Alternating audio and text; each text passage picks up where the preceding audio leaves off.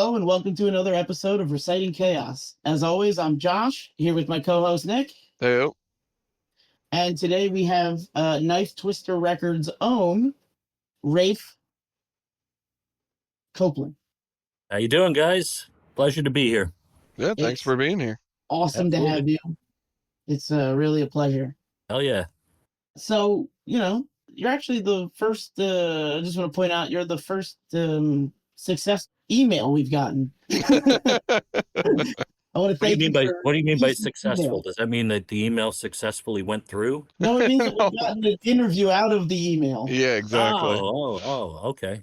Yeah, we definitely need more people to reach out. So if anybody out there is worried about whether or not, to do it, just do it. There's a good chance to probably get on and we can work something out. It'll be fun. Oh, I've got 15 bands that would love to talk to you. Well, we would love to talk to them. Absolutely. So we were talking before the recording started, we like to go over a lot of like show experience and stuff like that. And I know that you said you were putting out some sort of a compilation. And so I wanted to hear about, your shows and stuff. Okay. So just shows I've been to or more about the compilation? Let's some good stories about shows. And let's just start with the shows. We'll start there. Yeah, well, I'll tell you, I've been to a lot. I'm in New York. I've been to a lot of shows. Obviously, you couldn't. Yeah, I mean, there's a show every other day in New York. There are a million friggin' venues, and you could probably hit 15 venues in a weekend with with a handful of amphetamines. Yeah. So I'll tell you, I went to a show a few months ago, which I think is a good story because I think it kind of illustrates the ethos of punk. And really what it's all about and is illustrated for people who may not be familiar with the genre. So I went to see Murphy's Law down in Jersey City, White Eagle Hall, right? And it was pretty cool. So I know Jimmy. He saw me while he was on stage. He blew me a kiss. It was pretty neat. He always does something funny when he sees me. Funny story. I'll keep. So then when I saw him at Starland Ballroom, he was like, "Can I buy you a drink?" And I said, "And I don't drink alcohol." I was like, "Yeah, I'll take a Diet Coke." And you know him with beer, like half their songs are about beer. And I said, "Yeah, I'll take a Diet Coke." And he looks at me and goes, "That stuff will kill you," which I thought was funny. So this show, which I think kind of is a story, I think represents the spirit of punk. I think you'll resonate with it, probably your listeners. So this is a very typical Murphy's Law show. There's beer flying, there's people flying into each other, getting slammed into. I mean, you know how your standard hardcore show goes, especially in the first 3-4 rows. Some people chill out at the back, but if you're up front, you're going to get beer and blood in your hair. Oh, of course. Yeah. So at one point, this woman just hit the deck. She went down like Joe Frazier. She was seriously hurt. Oh, well, that's not good. Yeah, and so wasn't there to see it. It could have been, an unrelated medical condition. She may, Yeah, anything you don't know what happened. Yeah. So you don't know what you don't know what happened. So I go over, and there are people. There's like 7-8 people. They form a ring around her to make sure nobody, she doesn't get stepped on. She doesn't get hurt or anything like that, and she's down, the ambulance is outside and people are helping her out there and people are, they're like, yeah, basically. And, nice to see. Yeah. And I find it, kind of really an illustrative point because a lot of people, I don't know, what do you call them, normies? A lot of people. Losers? Yeah, a lot of these losers. A lot of people. Toppers and losers. A lot of people, they see tattoos and they see scary piercings and Big angry-looking guys. With and they see what they think is, these aggressive people, across the street, and you standard sort of punks and stuff, and I think it's an illustrative story because these are some good-hearted people, and they took care of this woman, and so underneath what I guess you would call aggressive personae, generally beat pretty good hearts, and I think it's a good lesson to take away from. The punk and hardcore scene. It's funny you say that. I agree. That's all. we've talked about this a couple times on this podcast, but like this scene is very big into like making sure that people don't die. It's like a big hallmark thing after I feel like the 2000s where we were like, oh, this is maybe we shouldn't just trample each other to death explicitly. Right. Yeah, no, I think you're totally right. It's it's a scene I think predicated on caring for other people. Generally. Yeah. Generally, right. Usually between that and being a vagrant. Yeah. I mean, they're always going to be dicks out there, but generally speaking. So I do have a story that does involve some violence, though. Oh, all right. Well, let's hear that one. Well, yeah, I think I already blew the joke, but so I managed the band Chaka out of Queens.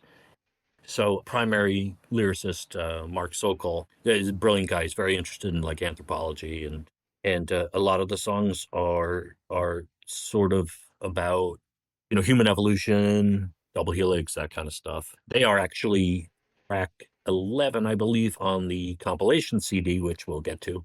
But so I managed Chaka, and we kind of refer to ourselves as cavemen. So we're always making caveman jokes. So after a show, we usually go out clubbing, and I think last time we went out clubbing, we nailed 20 people. Dang.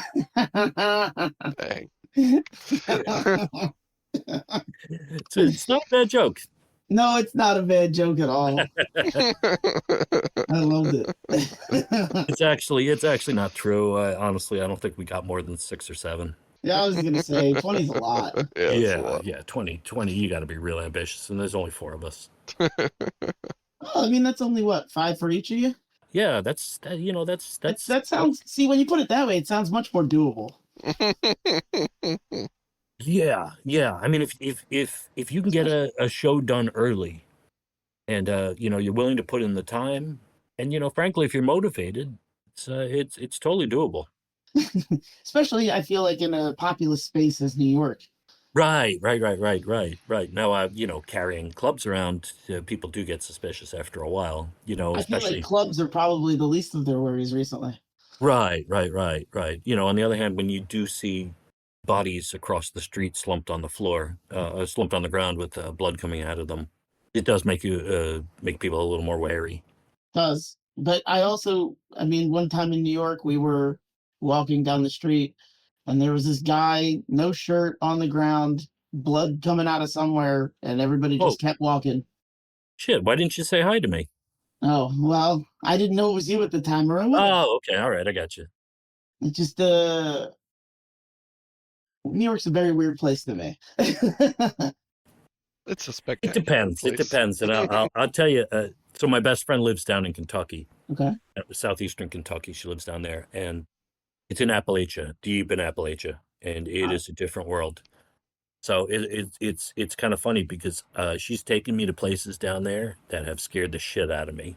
I'm sure it's probably a whole different type of scary. And conversely, I could take her to neighborhoods in New York that would scare the shit out of her. And me, I would be walk down the street and go, hi, how's it going? I'll be completely nonplussed. Honestly, I've lived in New York my whole life.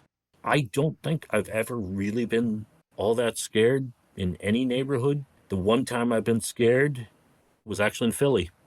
I believe that. Yeah, New York doesn't scare me so much as it's a weird place to me. Yeah. Honestly, I think Philly is scarier. I can believe that. We're New Yorkers have this vibe where they don't want to be like don't fuck with me and I won't fuck with you. And right. Philadelphia, it's just like it feels like it's free game. It's like just come on, fuck with me. Yeah. Yeah, in Philadelphia, it's don't fuck with me, but I will fuck with you. Mm-hmm. Exactly. Keep walking. Yeah. We'll get back to tour stories because I want to hear some. You said you manage a couple bands, I know. So yeah. I want to know if there's anything like that's come up from there. But what's with this compilation? I would just want to hear more about it because I know you said there's 21 tracks and these punk bands are covering songs. Right.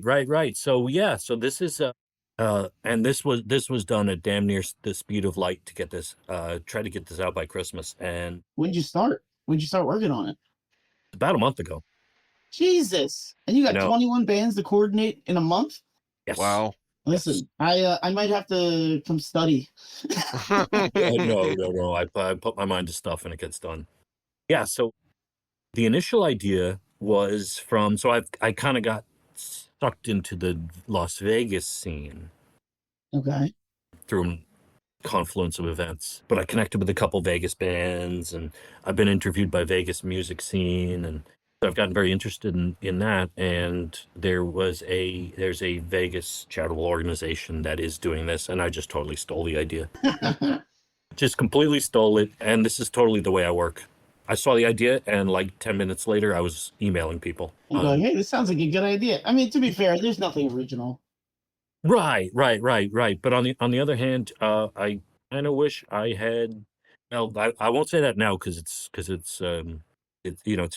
most of the hard work is done. But at points over the last month, I was like, you know what? I should have taken more than 10 minutes to think about this idea. And whether or not this can be pulled off. I don't know. It seems like you're doing pretty well. Yeah, right. Well, all's well that ends well, if you want to believe that. But so they were doing it for charity, and that seemed like a good thing. I am not ever going to put out a CD and try to profit on the art of somebody else. That's just all kinds of wrong. I would never do that. But the idea of doing it for charity, I mean, that made a lot of sense. Yeah, it's also an easy sell. It's like, hey, you want to do this for charity? It's kind of like, It's an easy sell in two directions, because it's an easy sell to the bands. It's an easy sell to, we got this fantastic artist. Wait till you see his work. Okay. Oh, you mean the cover artist? Sorry? Did you mean the cover artist for like? Yes. Oh my God. And it's also an easy sell on the other end.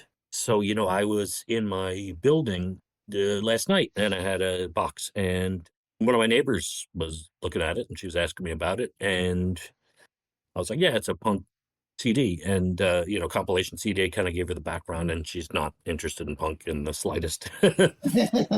And she handed over $10. She said, give me one. If it's for the Bower mission, give me one. Right. So it really does sell on both ends. Yeah, I think for this, it just makes sense. So what are they, can you talk about like what they're covering exactly? Well, no, it's actually not, it's not covers. It's all original music. Oh, I misunderstood then. Yeah. No, it's, but it is some fantastic songs. And a little bit about the songs. We have some absolutely killer groups. We got Rebelmatic, God's Favorite, Gift Shop, Loudsketeers, RBNX, Chaka, of course, because they can't say no, and Manic, who I manage, and they also are on our label. And here's the thing with Manic, we got an unreleased song from them. Oh, so that's the thing. Like a sneak. Yeah, you have to buy the CD. You can't just go onto Spotify and make a playlist.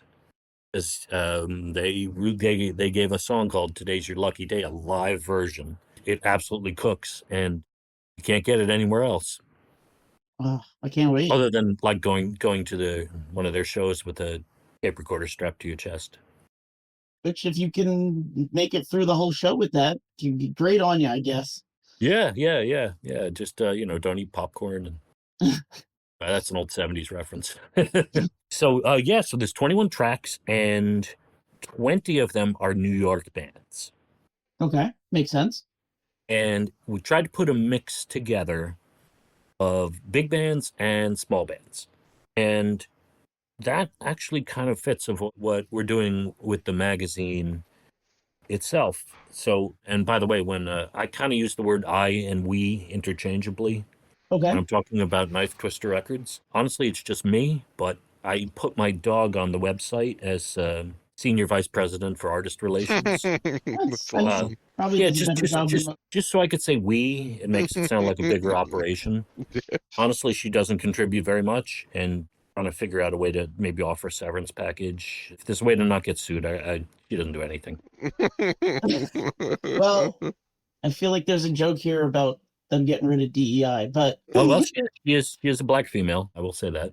Oh, well, I'm sure she'll be vilified in the media when you fire her, unfortunately. Yeah, so the the last track listed as a bonus track is from a band called We Might Die out of Vegas. Okay. So this is a band That's really cool. that they were kind enough to donate one of their songs. This song is I gotta tell you about this thing. Yeah, please do. But first of all, this band We Might Die, found them, followed them on Instagram, kind of at random. They wrote back, "Hey, thanks for the follow," and you guys have an account. You know how rare that is, right? Mm-hmm. Right. Yeah, we were just getting started with the magazine, and they wrote back, "Thanks for the follow," and I was like, "Hey, you're welcome. Want an interview?" That's kind of what we did. Yeah, we would never do that. Yeah, that's shameless. So it turns out that I was speaking with their manager, Stephanie, who I have to give a shout out to. She's a wonderful, wonderful person. We've become good, close friends. Good. That's cool. Yeah, no, she's fantastic. The band is her husband, Chance, on drums, their friend Travis on guitar, and her daughter, her and Chance have a 14-year-old daughter named Liv, and she's on bass and vocals. Oh, that's really cool. And she is fucking ferocious. Oh, really? Oh my God. So yeah, you think well, 14-year-old, but no, I mean, she plays like she's 25, but with the energy of a 14-year-old and the balls of a just she doesn't give a fuck. I actually just pulled up a. Oh, she sounds great, actually. I don't mean to sound surprised, but right. she actually sounds really, really good. So we didn't, I did an interview with the whole band, and she was funny as hell, right? And it's funny because, she is a 14-year-old punk, right? So yeah, so she is answering questions, and she's ripping people a new one. Of course. And then the next question she'll answer with emojis, with kitty cat emojis. But she's a 14-year-old girl. Right. 14-year-old woman. Right. So this song, and if you ever get a chance to listen, it's under a minute long. It's called "Get Out of My Scene," and it is the last track on this CD, and it is perfect because it ends with this inhuman scream. Oh yeah. And well, I mean, I'll definitely hear it because I get, I'll have one of these CDs on order. And it is just so it's perfect to end this CD. It actually ends their CD as well. Oh, cool. And it's just this song is amazing. So this was written about a classmate of hers. So this guy sexually assaulted, whether it was either one of her friends, a few of her friends. Oh, Jesus. Yeah, and fucking guy got away with it, right? Well, classic. Yeah. Shocker. He's walking around, and the guy's proud of himself. And see, I feel like this is a guy who should have already got his ass beat. Yeah, I think so. I don't understand why nobody has beaten him half to death. Well, you do something like that, it shows your character, and eventually you're gonna get it in the neck. Yeah, karma's. Yeah, so she wrote this song she wrote it like real quick. She was angry, she was frustrated.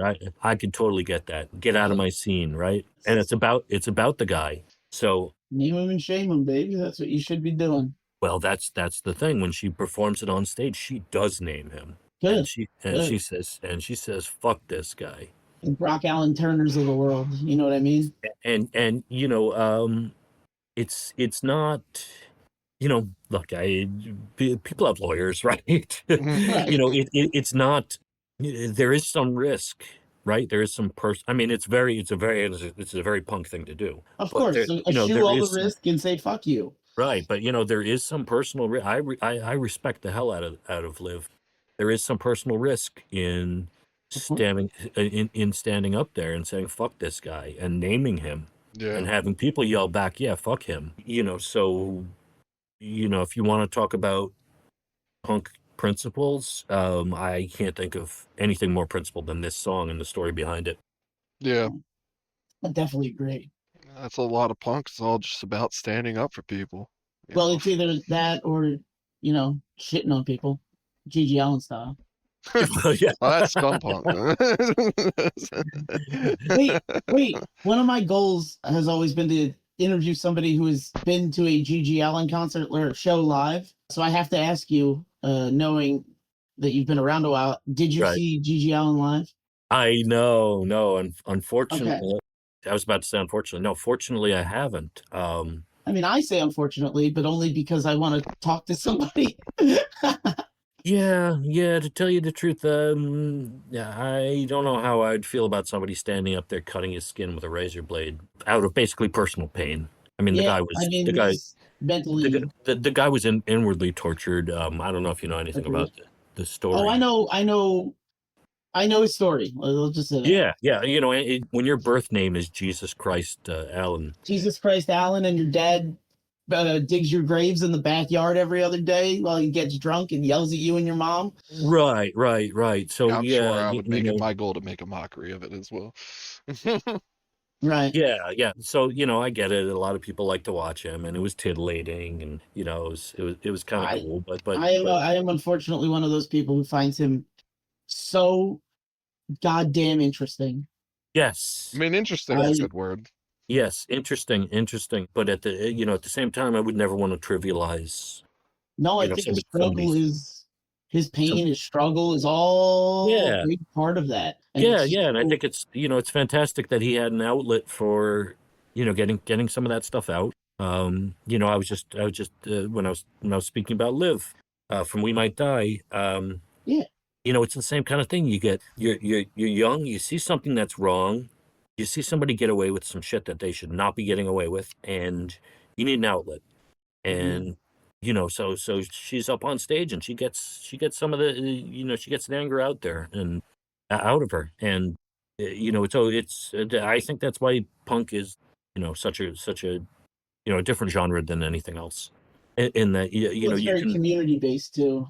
Like, Yeah, all the yeah. corruption, all the bad things to go lash out against the things that do put you down. It's all your way of your outlets of any sort of frustration, whether it is standing up for somebody or yourself, or just writing an injustice, or you know, complaining about the injustices that aren't fixed, and complain maybe not in the bad sense, but just to air those frustrations.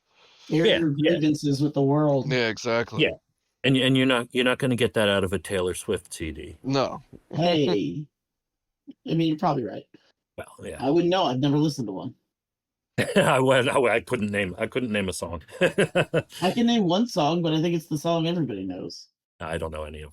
I Oh. don't know any of them. If you I listen to no, Britney Spears actually. So oh, her, I know a few songs, but when you've had a rough day, when something just like you get ground down by life. injustice, you want to hear some music that where somebody is sticking up for themselves.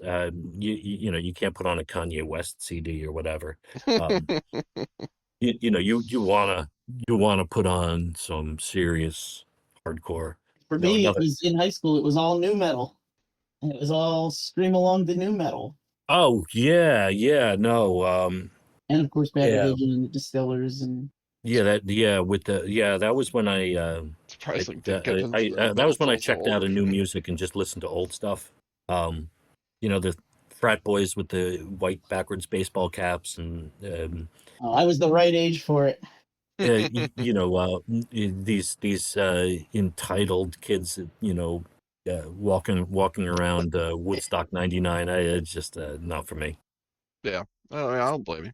Yeah. It's definitely a little different. It had a whole different vibe to it for as far as like the culture of it at the time. Like now, yeah, the songs they're very enjoyable. There's some meaning in some of them, but some of it was at the time almost like frat boy culture to a point. Like it started getting like pretty bad. Like Oh, the popularity of it wasn't just like, oh, this is metalhead fandom. Like no, it came from a weird place of anger. Not like yeah, no, it was yeah, toxic masculinity set to exactly. music. It was Yeah. it wasn't quite the same as the rest of the genres. I feel like some people shit on it. I still Yeah. enjoy the music for sure, but yeah, I mean, in the '90s, it was different. I mean, I was the right age for it, and then I jumped ship to like Good Charlotte and Simple Plan and all that other stuff, and Yeah, then yeah. and No, then I jumped to the deep end of metal. I yeah. started at the deep end. Started into death metal. New metal. I think was when I really started to understand that music was no longer an art form and it was a commodity. I could see that. Yeah, because it really became a pattern. Well, it's just easier to see the pattern the longer time went on because Yeah, so the late 80s, early 90s metal bands that were all so big, including my all-time favorite band, White Trash. Yeah, about 10 minutes after Smells Like Teen Spirit aired for the first time on MTV, every one of these bands got dropped. Wow. what do And you mean? well, as soon as Nirvana blew up, these executives, it wasn't Spotify then, but it was the big three, whatever, Sony, the big record labels, um, Right. Nirvana, Pearl Jam, Soundgarden. All of a sudden they realized this sells. This is the way people are going, and they dropped all my favorite metal bands. And then grunge came along, and they milked it as long as they could. And And then it then fell when off it the was face of the earth. No, it Yeah, didn't. and then Or at when it least was no for a longer, time. Well, It's back. I mean, at the time, it just kind of like died immediately, and then it was just Pearl Jam and Soundgarden. But it right, came and then when back. it when It's had a resurgence. No, I understand that part. Yeah, yeah, okay. and then 12 people sitting around a table one day decided, well, we've squeezed everything we can out of grunge. This new metal stuff, though, I'll tell you, this can sell. And then you've got fucking Fred Durst on MTV, just like soiling my eardrums, and that lasted for a while, and then it kind of became evident that music it's become commodified. Yeah, It's market research now, and I think Spotify's made it 5 times worse, but that's a topic yeah. for another time. That's another hour-long topic we could get Yeah, into. oh god.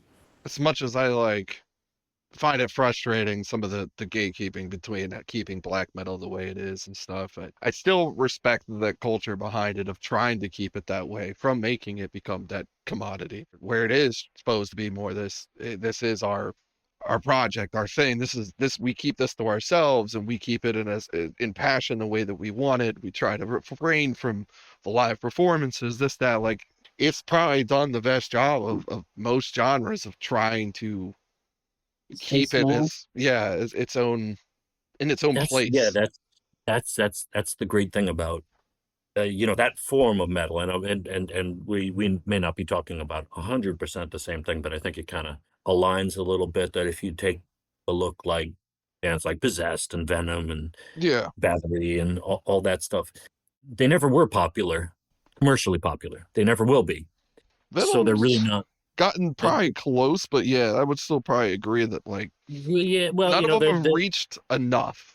Yeah, you're never going to see Possessed doing the Super Bowl halftime show. no, no. You know, Although I feel it- like it would be a shock to see any black metal period doing that. And also, right. I that's really still want to the see like majority the black population, metal. still very religious, and the whole thing behind black metal is at its original core is being Yeah, anti. and if they're So if throwing that in front of all these people at a Super Bowl game where the most common people that enjoy that sport come from Midwestern places with those religious backgrounds, it would be right, extremely and they're going to have to do a crazy. duet. They're going to have to be up there doing a duet with Beyonce. It would just be a big mess. Which they also would never do.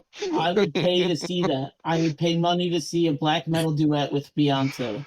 Did you actually see it recently? There's one of the country star, I don't remember his name, who did some performance and live and was depicting I guess, bad imagery, like some almost stuff that they were saying looked like almost satanic and stuff like that. And people were freaking out just over that. And he was saying this is just about, like, growing up and the demons I've had to face and stuff like that, and overcoming it.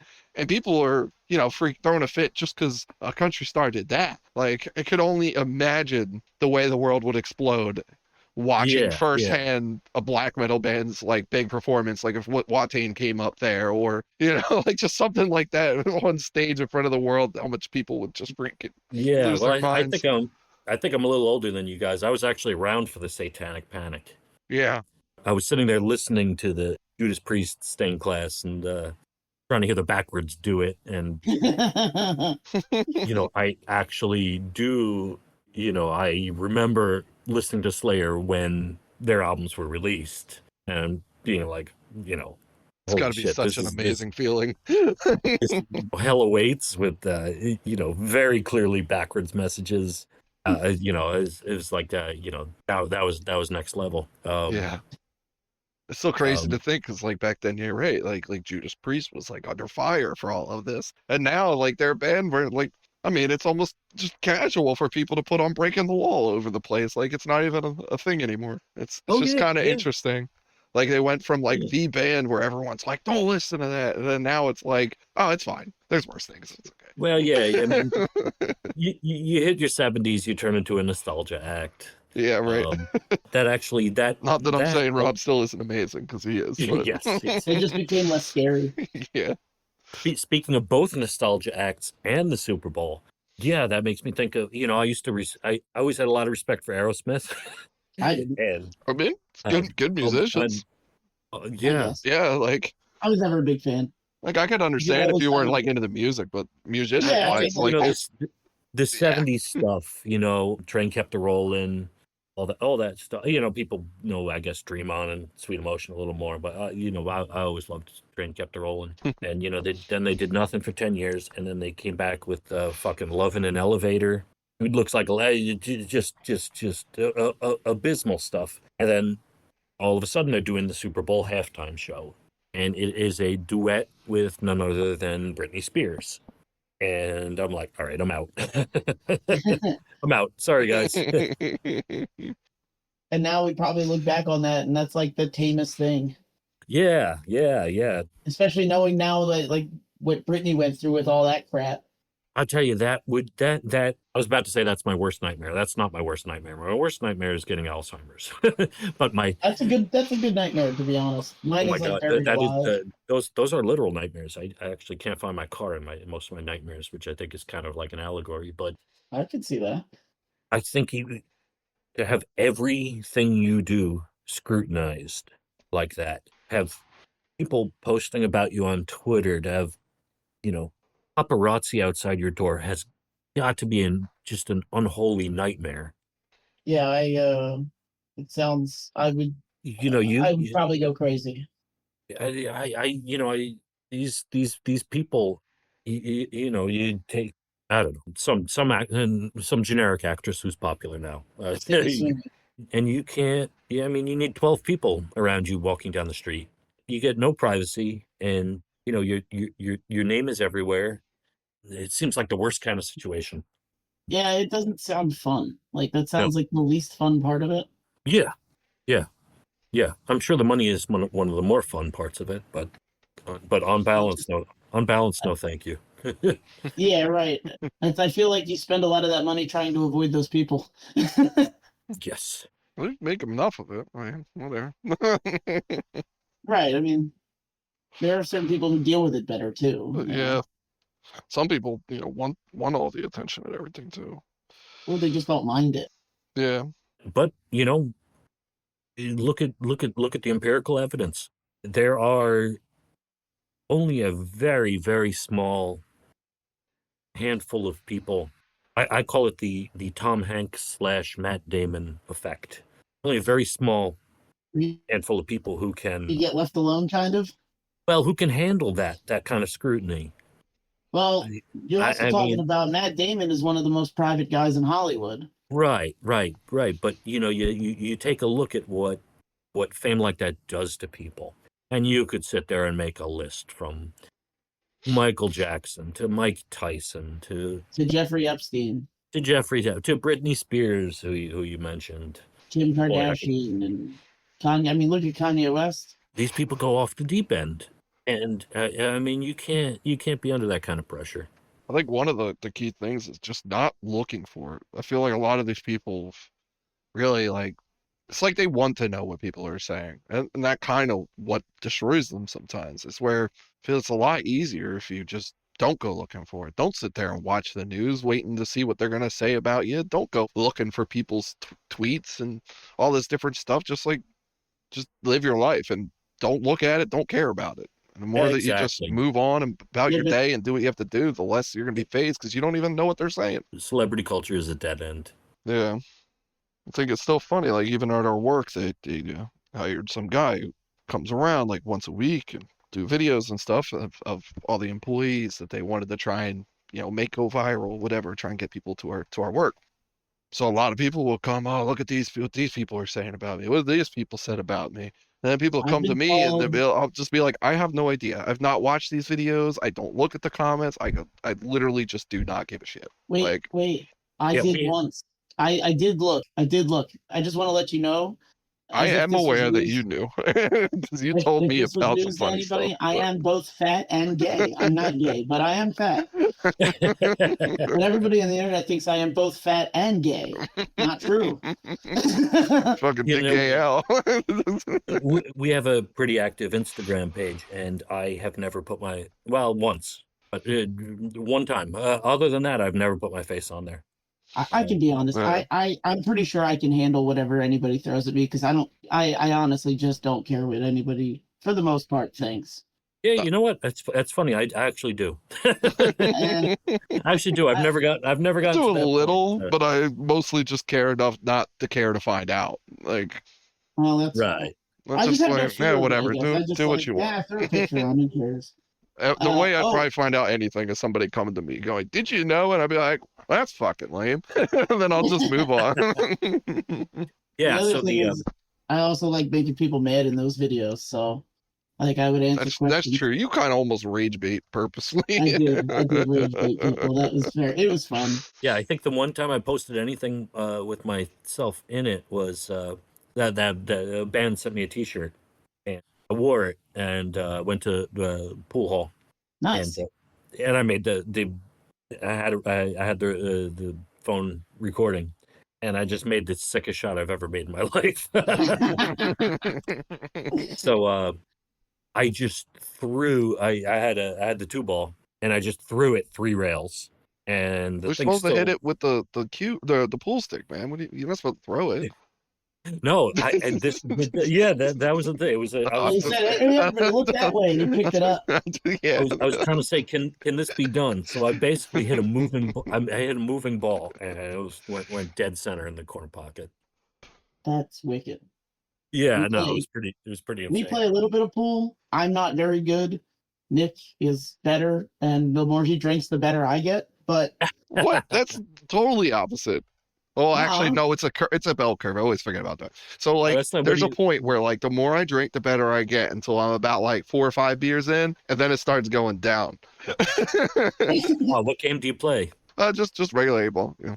Oh, okay. Tournament rules, mostly just because I've known a lot of people in leagues and stuff. I've been invited to crap ton of leagues. I played at one pool hall that was, like, invited me to work there, which he took away the proposal after I got so drunk that I left my belongings there. And he called me the next day on one of my friend's phones and was like, "We have your stuff here. I used your phone to call your friend. Also, I had the job offer off the table." And I was like, "Wait, I had a job offer?" I drank so much I didn't even know. Yes. Getting. I have found that getting drunk in interviews often, it's a bit of a turnoff. Well, I definitely do them most of the time, but I have now not had a drink in months, and not for any like specific reasons of like, oh, I needed to get away from drinking. Like I just haven't cared to. So you actually got my first sober interview. So congratulations. That's why this one will suck. I mean, I think it's been going all right. I think it's been going pretty great. It's better than having to edit it like, a bunch of times because Drunken Nick forgot who the big four were, or among the other various things we've edited out because my dumbass was too drunk to say things correctly. Nick said if I could replace the big four, I'd put Slayer. I'm replacing members who weren't in there in the first place and putting in members that were in there as if they weren't. Right, he's like, and we listened to the recording the next day, and I was like, Slayer. "Oh my god, what the hell did I say?" If you're talking about the big four, I got a story, and I got to apologize. I know I'm full of stories. That's what we're here for. Oh, okay, all right. So I'm walking down the street, and this was 30 years ago, and there's a guy there, and he's on like a mountain bike, and I look at his tattoo, and he's got the Anthrax State of Euphoria tattoo. Nice. On his shoulder, and I'm like, oh wow, that's cool. And then I look again, and it's Charlie Benante. And we're on this little quiet street in front of a deli, and he's there with his, like I don't know what you call it, mountain bike or road bike or whatever. And he's drinking a soda outside the deli. And I'm like, 23, 24, and I'm easily starstruck, right? Of course. It's like I can name instances of people I've met who you'd be hard pressed to even call them stars, and I was like, I'm too nervous to talk to them. So I went up to him and I said, "Excuse me, are you Charlie Benante?" And he says, "Yeah, I am." And I said, "Oh, good, because you look like him." That's awesome. And I walked away, and it has plagued me. It has plagued me for 30 years. So we gotta find him and redo this. Oh my God, that was the most. Gotta be the most embarrassing thing I've ever said. So wait, real quick, have you ever seen the television show Firefly? It was on for one season on Fox. No. Okay, so there was a guy on that show named Adam Baldwin. He's an actor, whatever. I go to a con one time to meet, and I got a meet and greet with him. So I get up there, and I get to the front, and I shake his hand, and all I could muster out was, I seen you in the thing. And then he said, "Yeah, that's great. Have a good day." He's not one of the Baldwin brothers, is he? No, he's the deceptive one, where he's not actually one. Okay, all right, because I did work for Stephen Baldwin. Oh, really? Yeah. Is that Biodome Baldwin? What's that? Is that the Biodome one? He was in, I didn't keep up with that. He was in Usual Suspects, was probably what he was most known for. Yeah, probably. Yeah, if you Google my name and his name and a picture comes up, it's very embarrassing. So I should do that now? No, definitely not. Definitely not. No, he was a very wacky guy, and he's like, all right, for this picture, shake your fist and look really angry. And I was like, all right. I guess. All right. Oh, okay, sure. And I did, not realizing that the fucking thing is going to be on the internet 25 years later. And probably will be until the end of time. Until this version of the internet implodes and we move on. Right. Which is looking like a pretty good probability. Play it on a digital loop on your tombstone. Oh, like a picture slideshow. Yeah. Right. With one of those micro SD cards stuck in the back. Oh, this sounds like hell.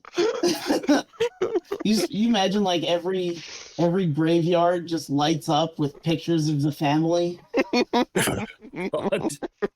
And just extension cords snaking everywhere through the grass. It's all just ran underground in pipes. Yeah, we used to see stars, but this light pollution is killing us. If you just look down from the moon, it's just like, that's a lot of graveyards.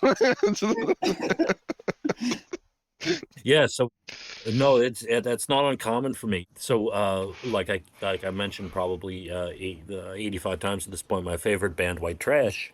These guys, so they had a hit single come out in '91 called Apple Pie. And they were just they were a bunch of knockaround kids from Queens who wrote a song and stumbled at right place, right time. They got signed to Elektra, huge contract, and I sat down and I was watching MTV, because MTV was actually a thing back then. I was Right. watching, and it was over the summer. I was up at college. I'd failed like 3 classes, had to make them up. And so this video came on, and I was like, holy shit. So this is a metal band with a 3-piece horn section. And it was like nothing I ever heard. So like 20 minutes later, I'm down at the music store buying the CD, right? So- So I absolutely fell in love with this band. I opened the CD. There was an address to write to in the liner notes. I wrote to them. I wrote to Elektra in Los Angeles. They sent me back a bunch of cool stuff. They put out a second album 3 years later, and then like I said, grunge killed off anybody who had long hair. I listened to these guys I listened to those 2 albums twice a month for 30 years. Shit you not. And then I had a chance to connect with these guys, and they reformed.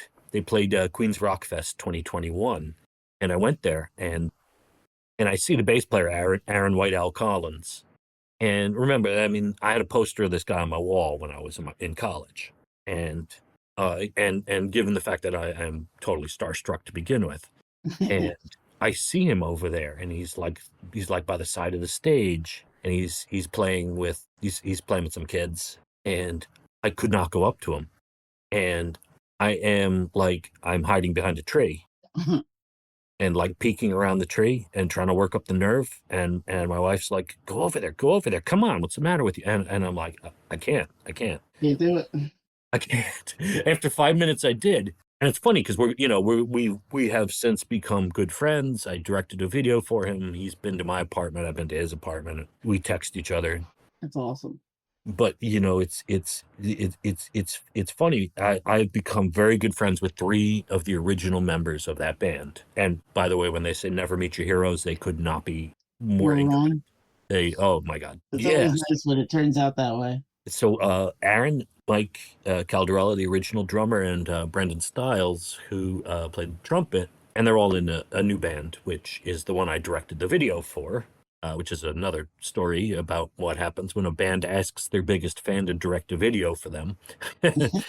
So I'm texting with these guys who I had a poster of them on my wall 30 years ago. And at this point, I'm fairly comfortable with them. Obviously, we hang out, they've talked me through some, rough patches in my life, but once a week I'll get a text and I'll be it'll like take me back in time to 1991, and I'll be like, wait a second. I just got a text from the guy in white trash. And I feel weird. I feel weird for 2 or 3 minutes. And you go, wait a minute, I'm talking to a fucking celebrity. That's awesome. That's gotta be really awesome to meet someone who makes the music. I mean, I describe my favorite band as the people who make music that instantly connects to my ears and brain like it should have been there the entire time. Yeah. And it's funny. It's interesting to be friends with them. My friend Brendan, who was the original member, if you go back and look at the video for Apple Pie, he had a mohawk, and they were kids. He's probably 20 years old, and so he's over at my apartment, and I've got all my white trash memorabilia. And I'm like, Brendan, sign me an autograph. He's like, come on. Like, no. It's like, come I'm on. hanging out at your house. I'm not signing you an autograph. Just Exactly. imagining all this memorabilia is just Exactly. like empty Pabst cans and tank tops. Exactly. So he's like, eventually he's like, fine. So And great. he's like, fine. And he spelled my name wrong. And That's a friend. yeah.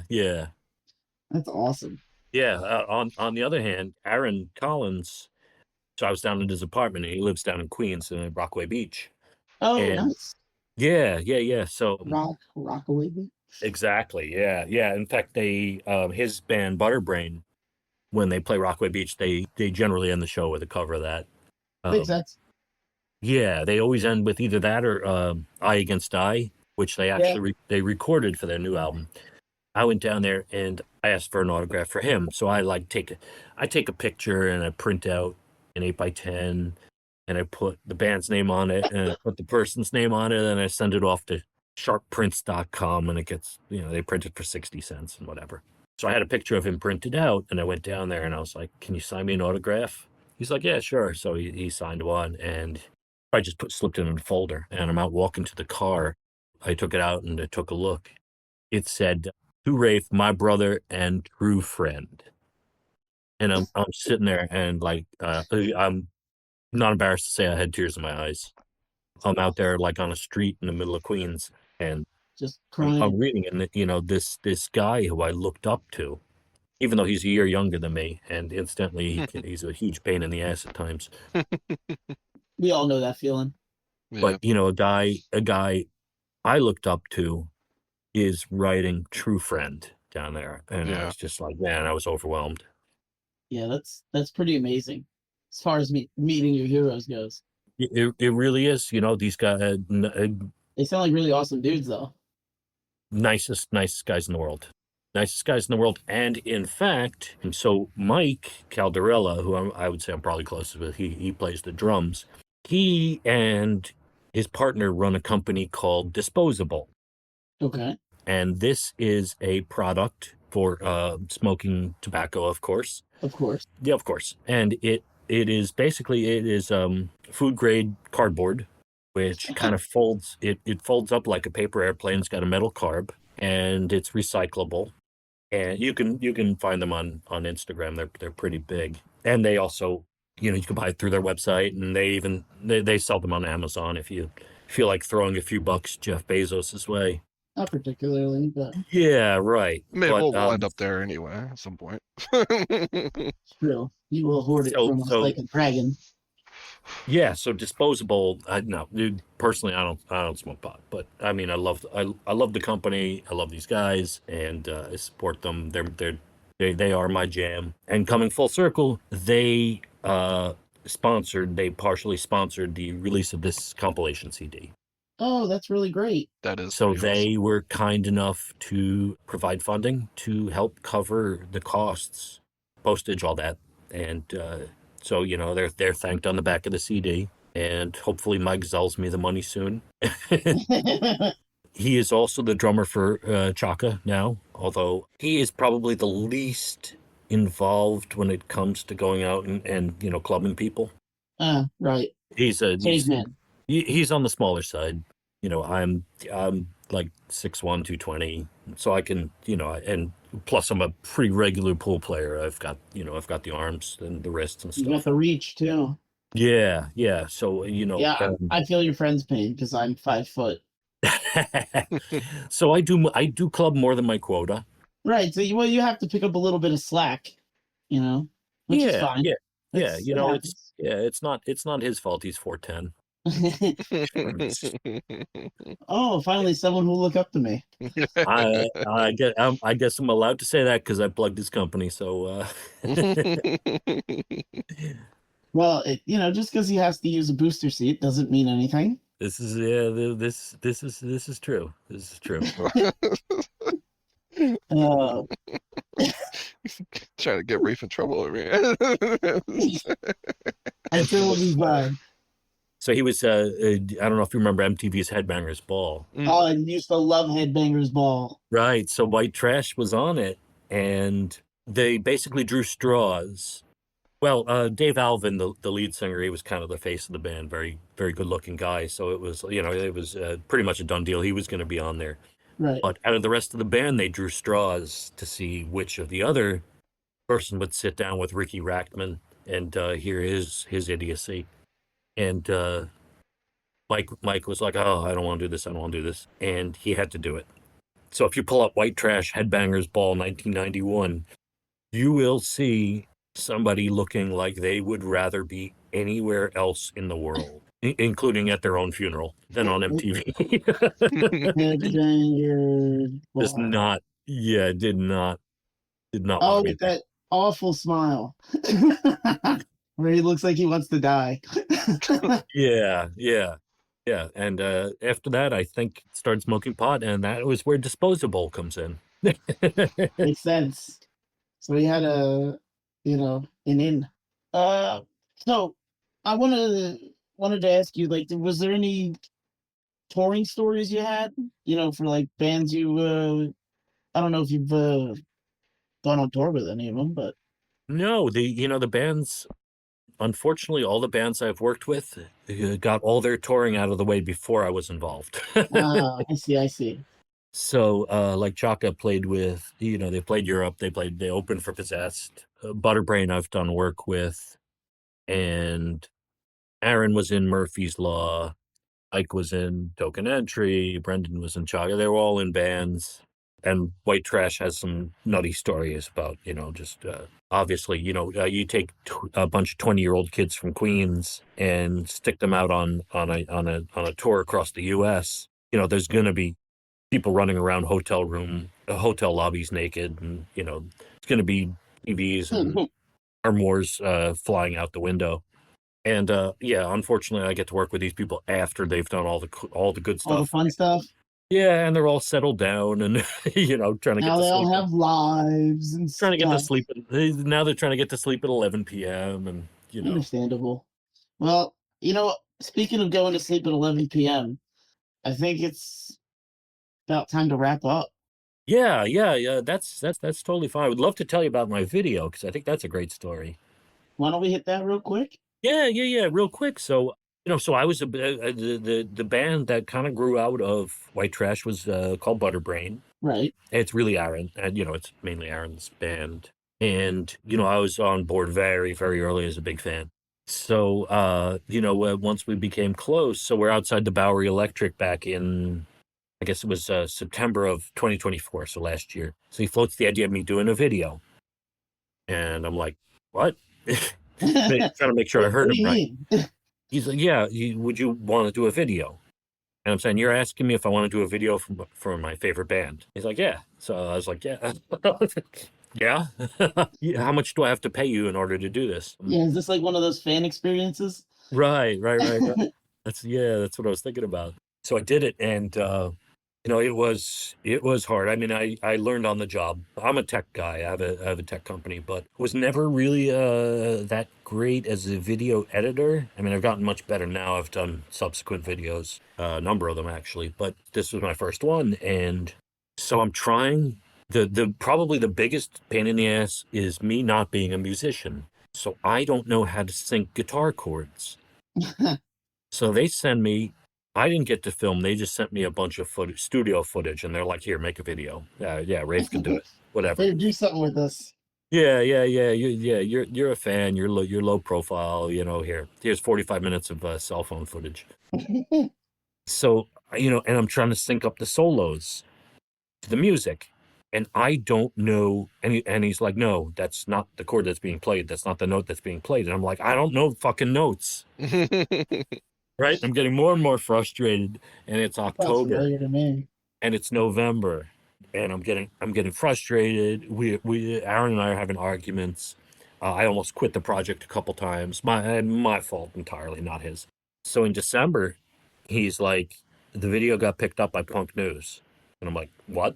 Whoa. He said, yeah, you cannot release this information. The video is premiering on Punk News Inauguration Day 2025, which happened also to be Martin Luther King Day, and it is something of a political song. I imagine a lot of bands wanted that slot, and they gave it to me. That's and awesome. It's December, so I've got a month and change to finish this thing. And I was already under a lot of pressure. And I'm like, holy shit, this thing is going to be on the internet with my name on it long after, when my kids are grandparents. Right. Unless the world blows up. Explodes or something. Yeah, unless the world blows up, which is looking kind of likely at this point. But so the pressure I was under to get this thing finished. Bit of diamond. And ready for Punk. You don't want egg on your face with Punk News. Or with your favorite band. You want to, these guys, you want to do right by them. But there just comes a certain point when you've been working on something for 3 months and you're like, oh my God, I could spend another year making edits and it will still never be perfect. I gotta say, all right, this is good enough. And we agreed, good enough. And it got released. And I went and I watched it, and there's a huge fuck up in it. Oh no. And nobody, so it was basically this. They only sent me a bunch of studio footage. I had to use a lot of stock footage, so I kind of alternated studio footage and stock footage, and I put a different filter on each. So it kind of Okay. jumps back and forth between a white filter and like a fade filter, and one piece of stock footage I filtered the wrong way. And to be honest, so the thing is up to about, I don't know, 7,600 views. It's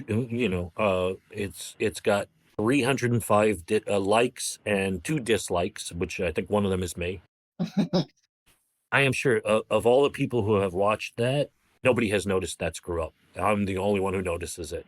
And I think that's probably par for the course, something like that. Sounds about right. I mean, Yeah. how do they know it's even a screw up? It could just been intentional. Yeah. Well, I know. I know, and you're always your own harshest critic. Of course. Oh, everything you do is like never complete, and there's always something to be done on it, and at some point you just gotta let it go. Okay. Yeah. Let's wrap this up. So we're gonna end the. I think we're gonna end the episode here. We've hit our Great. hour mark. Actually, I think you've coaxed this into like an hour and a half. Yeah. You have a lot of really good stories though. But before we end, we do a song of the episode. So we just want to give our listeners like what we're kind of listening to. I've been in a punk Sure. mood. What's your song of the episode? Oh, the punk song I'm listening to right now is that "We Might Die" song. I can't get enough of that. Honestly, it's a good pick. Yeah, I know you were trying to choose between that and the Butterbean song? Butterbrain. Yeah. Butterbrain. What did I say? Butterbeans. Oh no, I've outed myself as a fake. We'll play Raph's I can't speak apparently. We will play Rafe's recommendation at the end of the episode after we Excellent. get out Yeah, here. cool. Yeah. You feeling at the end? For So myself, really, can't thank you guys enough for having me on. Yeah, And, not a problem. Thank you for coming on. Keep in touch. If you are crazy enough to want to give me your addresses, we'll send out T-shirts and stickers and stuff. I'll definitely do oh that. heck yeah. 1 second, Nick. Before we go, what's your song of the episode? Oh, just if it turns out you don't want the T-shirt, like don't give it to a serial killer or something. You can give it away, but you know what? Actually, a serial killer is fine. Yeah, I was gonna say that's like It'll end up on the news. What do you mean? Yeah. I don't mind seeing. Publicity. Yeah. A perp walk he does get some cameras. Especially if Eric Adams is there. So yours is We Might Die, Get Out of My Scene. Then Yes. Nick, what do you got? Let's go with some the Exploited. We'll say Violent Society, as since we're in a punk mood today. Ah, there it is. And of course, I'm sticking with my tried and true, but we're gonna go with the Voracious March of Godliness by Bad Religion from their No Substance album. Can't go wrong there. No, I have it on vinyl. It's in the record player right now. It's actually loaded and ready to go. All right, guys, get those songs to listen to. Have a listen to Get Out of My Scene. We'll see you next time. Get Out of My Scene, and I wrote about this rapist piece of shit, Reese. Yeah, fuck Reese. Fuck Reese.